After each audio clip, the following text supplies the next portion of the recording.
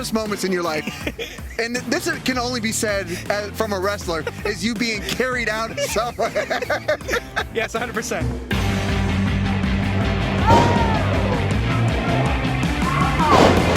Okay.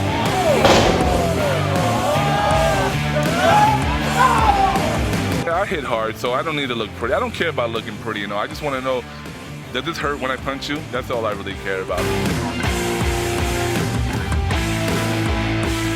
Hey guys, welcome back to another interview here on Tone In Entertainment. Today we're at CCW in Pompano, Florida, Breakout. Yes. And I'm here with Elliott Qrow. How are you doing, Elliott? I'm awesome. How are you? I'm doing fantastic. That's great. Now tonight, you're in a tag team match. Yes, sir. You're going up against the CCW Tag Team Champions, the Qrown. Yeah, we've had quite a few run-ins with them. This will be our third time going against them. I'm not going to spoil anything, but maybe title changes? No, I doubt it. Where is the confidence? It is the Qrown after all, but I do get where you're coming from. They're big men. They are very big men, and they are scary. I can tell you they hit harder than they chop, so I can tell it's not fun. I've been told, their influences are the Road Warriors, and I've been told by many people they pretty much hit like the Road Warriors as well, too. I mean, hopefully it's out there. There's a video of me getting clotheslined, and it's the loudest thing in the whole match, so I can attest to that. You can attest to that, okay. Now, I did see recently that you're heading out to California. Yes, sir. Tell us a little bit about that. On a whim, New Japan, the LA Dojo had hosted, or not hosted, they had said that they are doing an academy out there, and that they are accepting applications. On a whim, I said, hey, let me try out and show like what I could do and see what happens. And I got a notification about a week later saying that I got accepted. It's probably the most daring and life-changing thing that I've decided to do in my time. I'm a Florida boy. I'm born and raised down here, so going anywhere outside of state is a big deal for me. But I actually leave in like 6 days, so it's like it's a very, very, very big opportunity that I'm super excited for. So, and thing about New Japan is that it's what got me back into wrestling. So I used to watch it with my grandmother when I was younger, and just stopped around like 2012, got back into it around 2017, 2018, because a bunch of my friends and my coworkers showed me New Japan, and I just loved the hard-hitting stuff. So it was like, made me super, super proud. And it was like, kind of like a bucket list. When you start training, you have a bucket list. That was like top there. So now that I'm there, I don't know where it's going to go from there. Well, it can only go up, that's for sure. Right. Can I ask you what the audition process was like? So they just had us submit an application, kind of telling them about us, seeing like how long we've trained, who's trained us, stuff like that. Had us submit headshots and full body photos. And then also they wanted at least 3 matches. So I submitted 3 of my matches from here. And I guess that was enough. Okay. Now, I've been watching you for a while. When you first started out, you were refereeing, sir. right? Okay, Yes, even back in the Asylum days. Yeah. Various promotions, Ignite, I saw you refereeing. Did you want to start out as a referee? Did you want to be a wrestler? Why was it the referee first and now the wrestler? So, in GWA, it was very much of a Gangrel Dave thing. Like he said, like, I don't want anybody wrestling until they've at least reffed some matches. So, and it helps. It definitely helps. Reffing is by far one of the best ways I've learned how to wrestle, just because you're being in the ring with people who know what they're doing, and you can like really observe and listen what they're calling, what they're doing, and like just really see like the dynamic of everything and why people would do certain things. My one thing, like the one match that I can like really bring back that I reffed was an Ignite match with Gangrel and TC Reed. I remember that particular match. That was a very fun match to watch or to be a part of, because when Gangrel first went out there were kids trying to give him a chair. They were trying to give him a chair and be like, here, beat him up with that chair. And you never know what's going to happen. That was definitely not part of the plan. And during the match, like, he grabs a chair, brings it in, and he just looks at me and he's like, take it away from me. I'm like, oh, okay.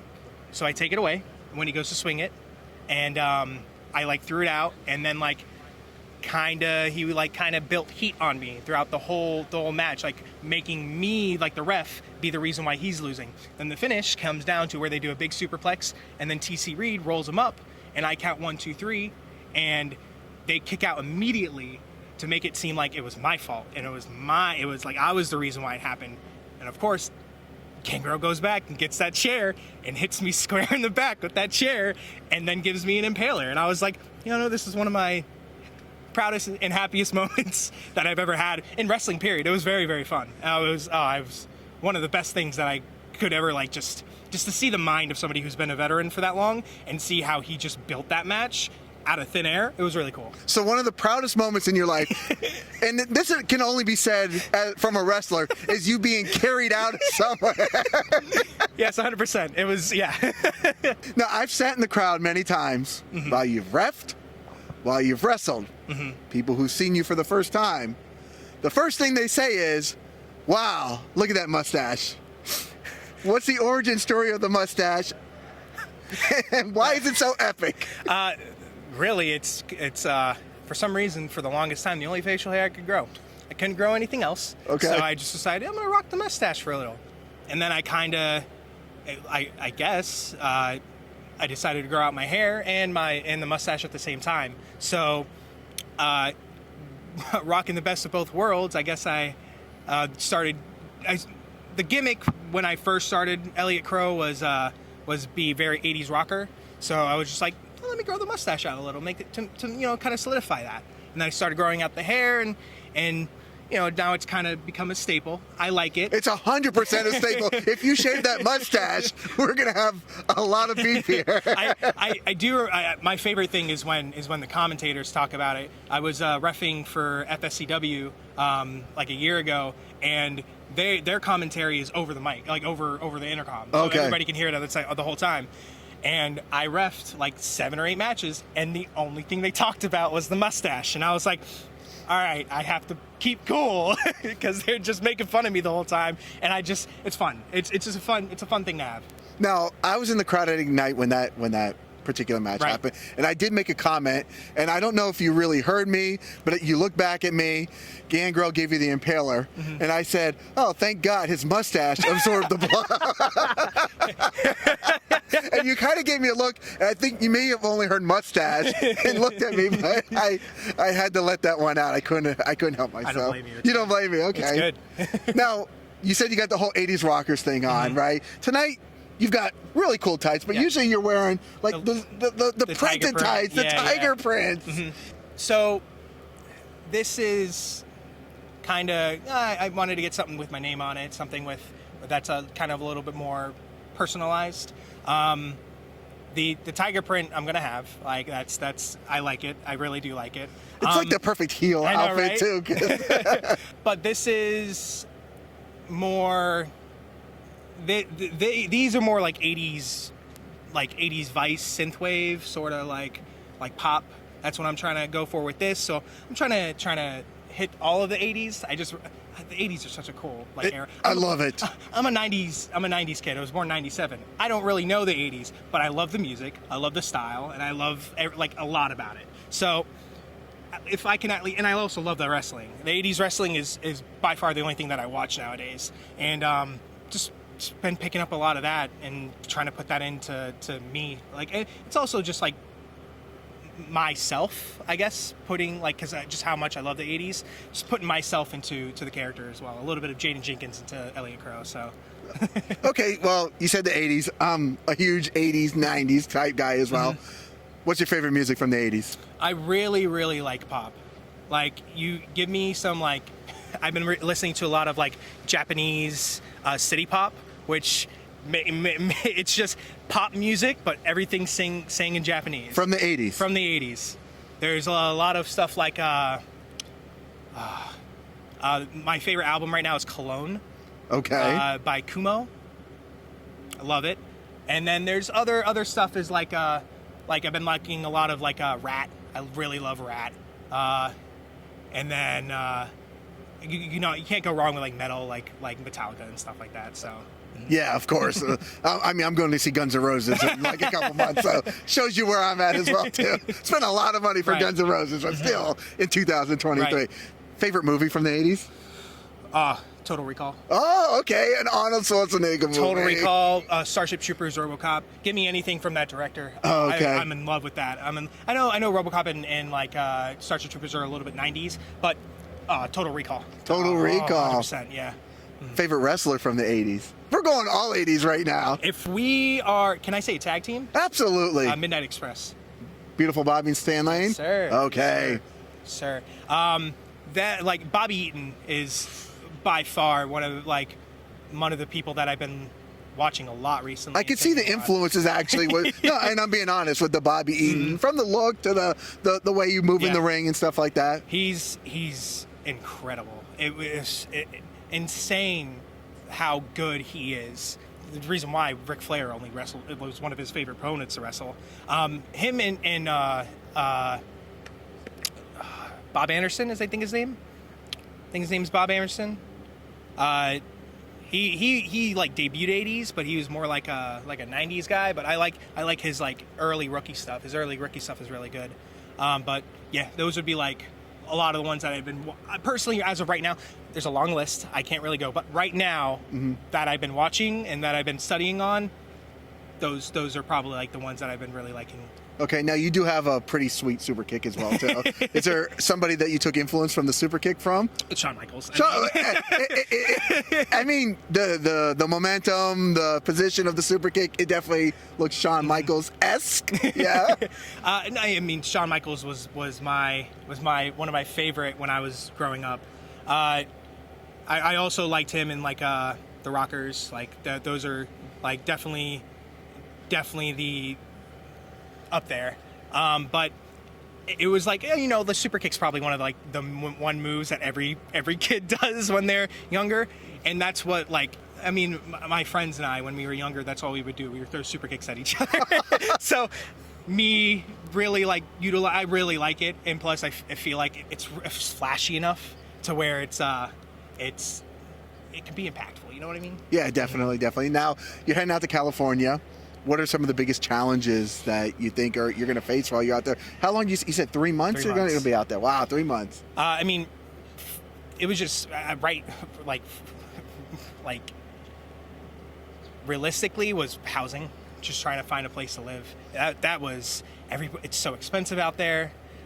It was. And you're from South Florida, and you're talking about how expensive, because South Florida is already expensive. Dude, you could find a studio apartment down here for $1,500. Kind of, the one I'm renting out there is $2,400, and I want to like not be there, just because of how expensive it is. But at this point, this opportunity is priceless. You know what I mean? Like, I have to. This is something that comes once in a lifetime. If I don't go now, then I won't ever be able to do anything like this again.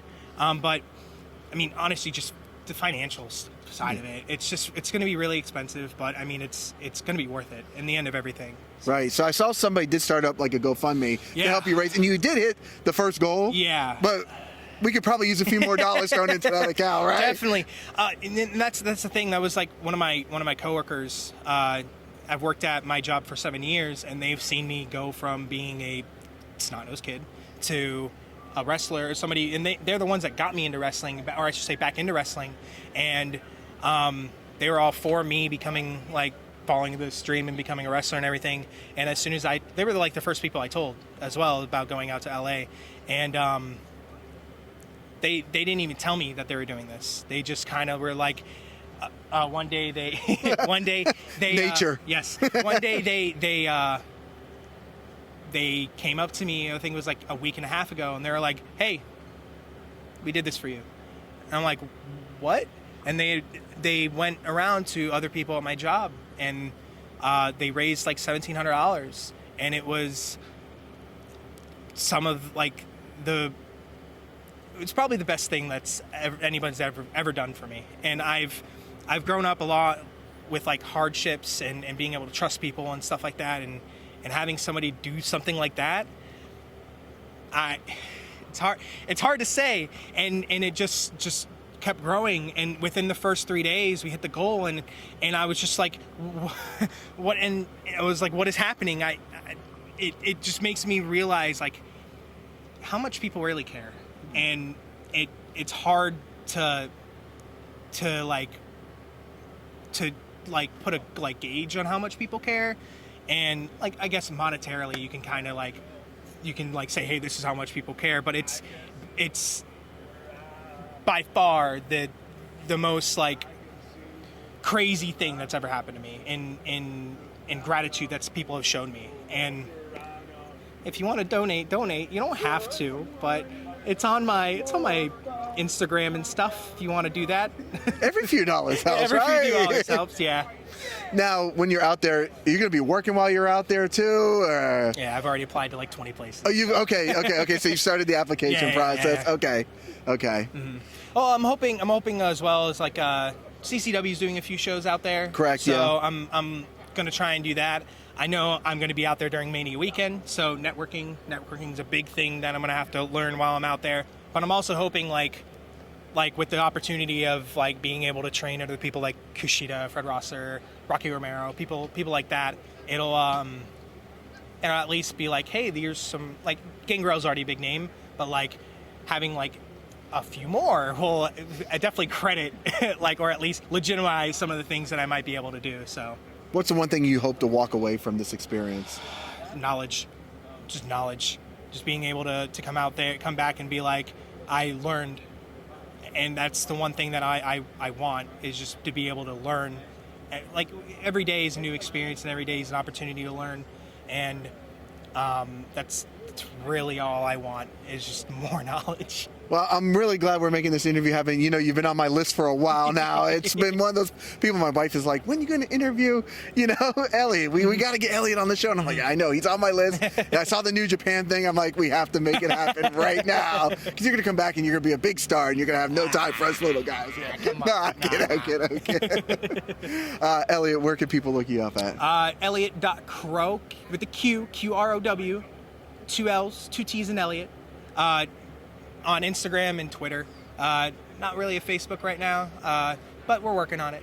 Okay. Mm-hmm. Is there anything else we should know before we let you go ahead and get ready for that big match against the Qrown tonight? Stay safe, have fun, guys. That's all it is. There you go. Well, Elliott, it's been a pleasure, and I'm wishing you nothing but success. Thank you. I can't wait to see where your journey, when you're out there, and what happens when you come back to Florida as well, too. Well, definitely a pleasure. I've been wanting to make this interview happen for a while. We're doing it. So, guys, if you like interviews like this with Elliott Qrow, make sure you stay tuned in here to Tone In Entertainment for future videos. Subscribe to the channel. Do it. Go now. Do it now.